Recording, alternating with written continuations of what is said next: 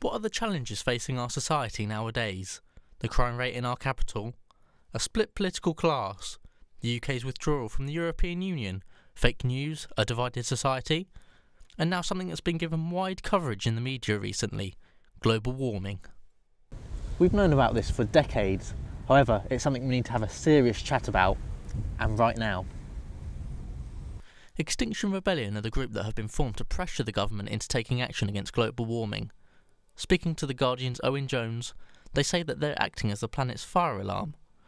Members of the group have been staging illegal protests to raise awareness of a possible world catastrophe if we carry on in this way. Even the Environment Secretary, Michael Gove, has admitted that there's a need for serious action on this issue. Let's start right at the beginning of this global warming story. The concept of climate change was discovered almost 200 years ago, when French physicist Joseph Fourier described the Earth's natural greenhouse effect.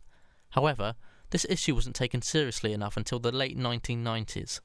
Even the first UN Environment Conference in 1972 barely addressed this issue.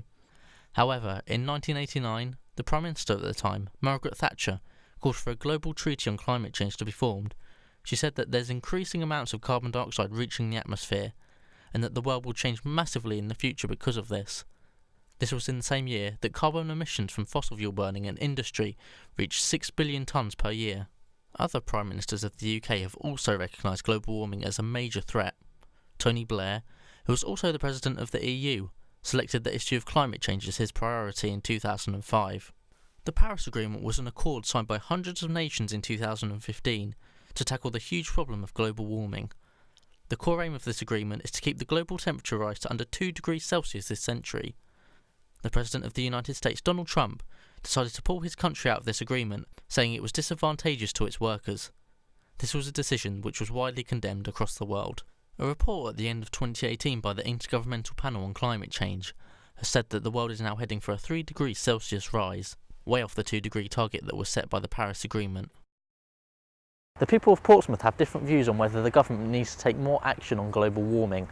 Some opinions perhaps biased, considering the great views that Southsea Beach has to offer. Possibly like something to do with plastic straws perhaps, like they're really bad for the environment obviously, and like if it goes in the sea it can kill an animal obviously, and I'm quite against like plastic, especially with like plastic bags and everything as well. Our world is at stake. It's as simple as that. Do we carry on the way we are, or do we wake up and realise that non-renewable resources will finally run out, and that global warming is a threat to all of us? Currently, it's us against the world. Our attitudes towards the planet have a major impact. Make that change today.